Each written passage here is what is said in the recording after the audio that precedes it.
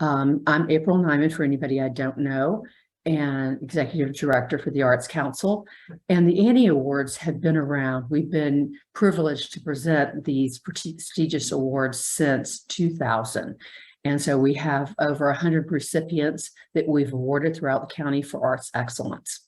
So it's such an important time and to nominate the folks in the county that are so deserving of this honor. So we appreciate you taking time to listen and spread the word that, make sure that the cream of the crop in Anne Arundel County is nominated for these awards and recognized.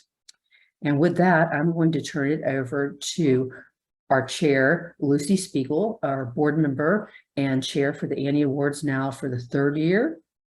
And still speaking to everybody. It's amazing. Hello, everyone. How are you today? Hope you are well. I've only been involved for the last 3 years, but I think it's just a wonderful program. It's warm, it's exciting, and we promise to do the same thing this year. We want the 9 nominees, and we need the 9 nominators, which is who we're talking to. I'm asking you to give great thought, as April did, to your nominee. It takes a lot of creative people to make this county run, and you know who they are. And we do like the cream of the crop, and you know how to get them and how to find them. I wanted to just say a word about diversity in all of this.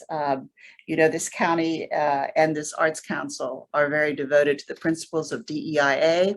And when you are thinking about nominees, we hope that you will take this into consideration, as these are a watchword here with this program. There are the nine different categories, which I'd like to go through briefly. Arts education, I should say. This is for someone who has demonstrated innovation, creativity in teaching, achieved high levels of training, credentials, recognition, and who has had quite the impact on the lives of students and in the county. Arts leadership, an award for an individual or an organization that has made contributions, significant ones, to our county and community through guidance, mentorship, inclusivity, and innovation. We have the Arts Maverick Award. This is a newer award. And it's a lot of fun. And this is for nominees who provide a nominee who has provided a fresh and innovative approach to the arts with a significant impact on the community. And this is the winner of this award will be chosen by the board of directors. So you all don't have to worry too much about that. Arts Patron. This nominee is someone who has consistently demonstrated support for the arts through advocacy, education, mentorship, and or funding.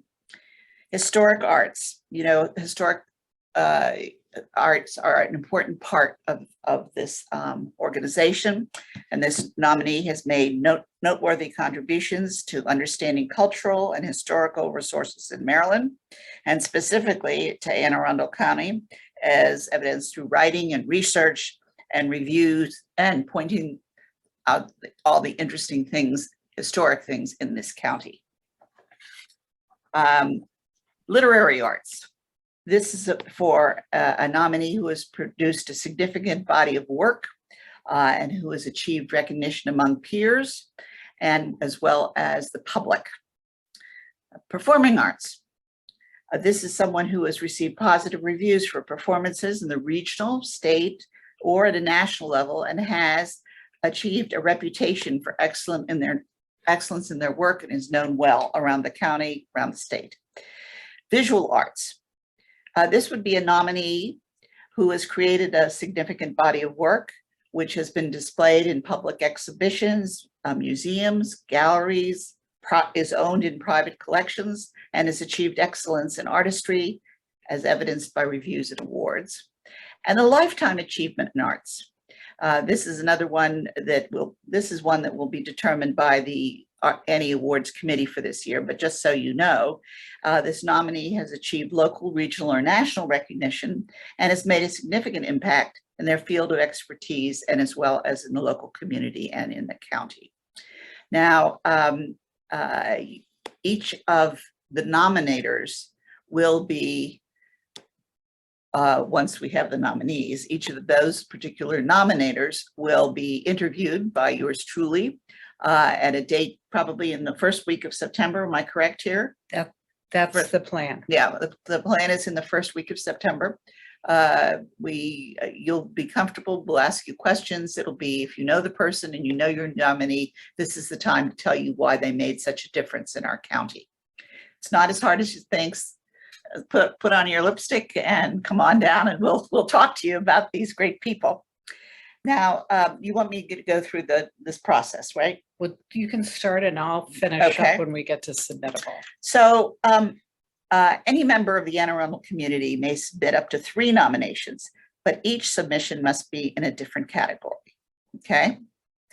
And previous Annie Award winners are not eligible unless, this is a big unless, this is new this year, they are nominated in a category of lifetime achievement, or 5 or more years have passed since they received their Annie Award. So take that into consideration. Now, Trish here has more words about the process. Hey, everybody. If you hang with me for just a second, I am going to share my screen and walk you just very quickly through the application process.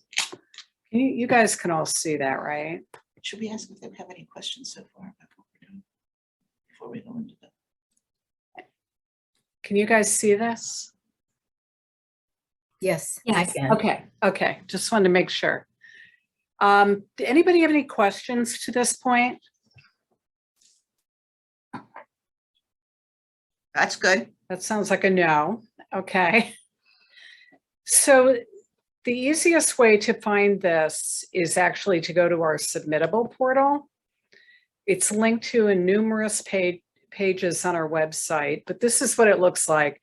I know a lot of you have filled out grants for us, and it's the exact same place that you would be using to fill out your grant. So you can click here and get the registration, or the guidelines. And as of probably about tomorrow, we'll be able to put up a copy of the video of today's meeting. So just scroll down. You're going to open up the application here. We've got a little bit of information at the top. And then we scroll down to your nominees information. I'm going to put a header in here. I'm not sure why I don't have it. This is the information about the person that you're nominating. Then you, oh, actually, no, this is your application. Sorry. I don't use this on the other end, so I forget what it looks like from your end. As we're looking at the top of the nomination form, one of the most important things you're going to want to note is this invite collaborators right here. If you want someone to help you with the application, by all means, you can invite up to 3 different people. All you're going to do is put in an email, press invite, and they'll be able to help you complete it. So scrolling down, here's your nominees' contact information, their website. Social media handles are very helpful so that we can push this out on Instagram, Facebook, etc. When they win, and again on the night of the award. Again, here's an explanation of the categories. You can only select one. Are they aware that you are nominating them? Yes, that is a requirement. Please don't do it without letting them know, because we don't want any reluctant nominees. Here you have a 10,000 character nomination narrative, and it really should describe why they're deserving of the award. Give us an idea of what they've done recently, what they've done long-term, how their work has impacted the county and the residents, as well as their arts discipline. The part that's probably going to take you the longest is going to be pulling together your support materials. You're going to need either a resume or CV There's no limit as to the length of this, so it can be multiple pages. Then you're going to need a minimum of 3 references. We need the names, the emails, as well as a letter of support. It can be in PDF, it can be in Word, whatever you want to do. And then you've got 3 of these. And then there is also room for an optional 2 more if you would like to provide those. If you click yes, the fields will open up and you'll have room to do the exact same thing for 4 more references. And in terms of references, it's really about quality and not quantity. So just get the best references that can really tell your nominee's story. And then again, at the bottom, you can add up to 5 additional uploads. To give you an example of what those could be, they could be a publication that someone did during their career. Last year, Chris Schock was nominating her dad, and she did a really tremendous job. And she put together basically a photo album of all of his work that he had done in terms of book publishing, creating logos for nonprofits, etc. And then lastly, submit your nomination package. We are asking for permission to use these materials. So we're going to be using them in a PowerPoint that night. We'll be using them in promotion, in marketing. So we do need your permissions on those. And then we need your electronic signature. That's really it. It's a super simple application, but we want you to put some thought and effort into the nomination narrative, as well as getting really strong letters of recommendation from people.